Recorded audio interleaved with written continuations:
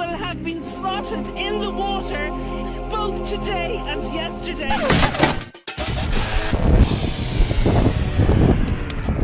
Hi guys, we have several different kite crashes today. I'm not looking to make fun of anyone or put down anyone.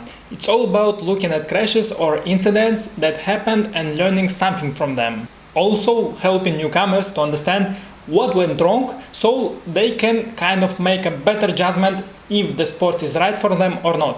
Though yes, sometimes it can be funny or scary. And a little of laugh is not prohibited to anyone. Moreover, if you do kitesurfing, then you know how dangerous it is, what a small mistake can bring you up to. And everybody who started kitesurfing knows how painful it can be, especially when you are a beginner. I don't know anybody who does kitesurfing and did not have accidents. It's all about time and practice. Let's go into a clip number 1. This is a very relevant video. This video comes from Fart Smell Good channel on YouTube. He is about to launch his Cabrina kite. Seems like everything goes well from the beginning, and in a moment the kite starts to behave aggressively, forcing the guy to his right side. I'm pretty sure the guy is quite experienced, but what could cause such abnormal behavior of the kite? If you look more closely on his lines on the bar, then it will come all together in pieces. His right line is wrapped around the bar. Now it's only about 5 cm difference between left and right line, but this is enough of difference in the lines to throw the kite into the right side.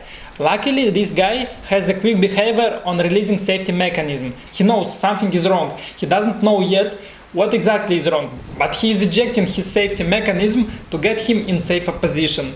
He didn't get hurt. If he didn't do it so quickly, he could get severe damages. Those situations require immediate reactions from the kiter. So he did quite well. It was a frightening experience for him, and it definitely could have gone a lot worse.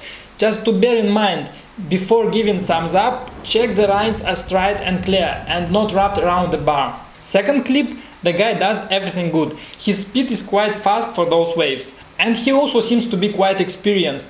One thing I can notice is that his kite is more horizontal position, closer to the sea, which makes his speed faster, but it will not lift him up when necessary. Usually when I'm riding such waves, I'm trying to keep my kite closer to 11 or 1 o'clock. It helps me to jump over the wave if I need. Here he wanted to gain speed, however he underestimated the wave and its impact on his front side of the board. If you will not raise the front of the board in time, then this is exact thing which will happen.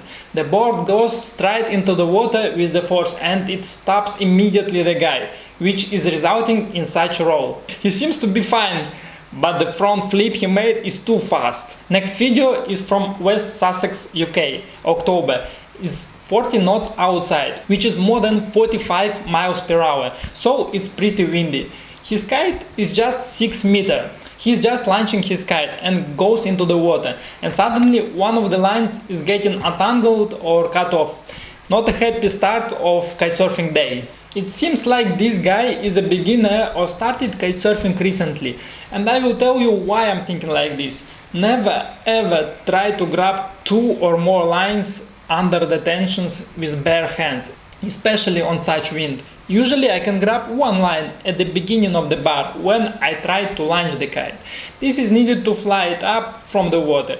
And I can grab it about 50 centimeters from the bar with a mind that I will be able to release it at any moment. What he is doing here, he grabs 2 lines barehanded in a 40 knots wind. It can easily cut his skin on all his fingers at once. All of his lines are equal and under the tension while he is wrapping them on the bar. This means that the kite can catch the wind easily at any moment. And once it will happen, it will fly with all its force to a random direction. This is a matter of time when the kite will start biting hard. Of course, now he knows it.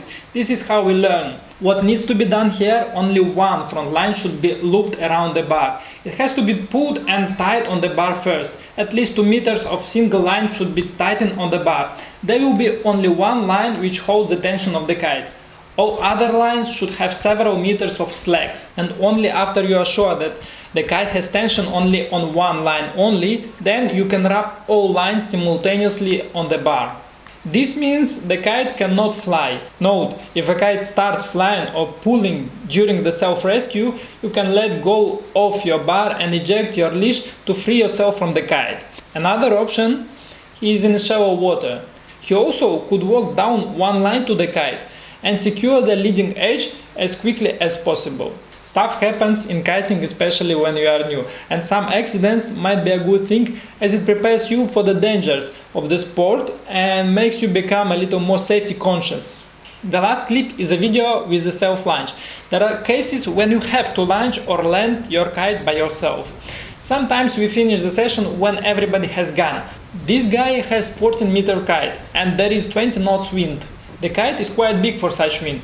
I can see here several things he did wrong from my perspective. The main thing, when he grabbed the line from the ground, he had to watch the kite behavior and release the line immediately.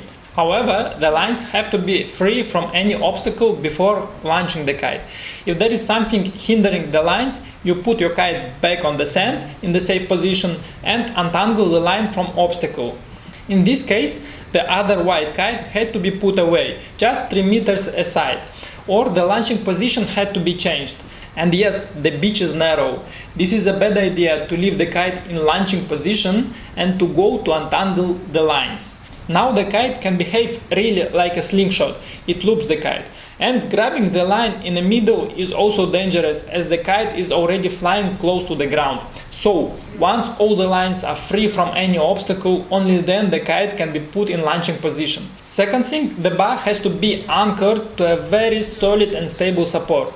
Now it is even more dangerous as a heavy anchor is ripped out of the ground. Together with the bar it becomes more dangerous. I wonder how he could stop the kite when it is not anchored. He could be dragged easily forward. Another issue is when I'm releasing the kite, I always run fast to the bar. I'm not walking to it. You want to get the kite up faster from this bumping the ground position. And while running to the bar, I keep an eye on the kite. I'm sure after this accident, he gained some experience and he will never do the same mistakes again. We all can learn from it and try to be on the safer side next time. Thank you guys for watching. If you like this video, give thumbs up. It will help me and this video to promote. Bye.